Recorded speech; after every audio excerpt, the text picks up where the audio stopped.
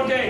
তার পূর্বে শুধু আমি একটা কথা বলতে চাই, আজকে আমাদের যে ইউনিয়ন প্রতিনিধি ভাইয়েরা এখানে উপস্থিত হয়েছেন, আপনাদের প্রতি আমার যেই মিশন, যেই পতাকা, যেই গুণগত রাজনৈতিক পরিবর্তন চারদিকে বলা হচ্ছে, সেই পরিবর্তনের গুণাপত্তন এই নরসিংদী থেকে ইউনিয়নের প্রতিনিধির মাধ্যমে আপনাদের হাতে তুলে দেওয়া হবে ইনশাআল্লাহ।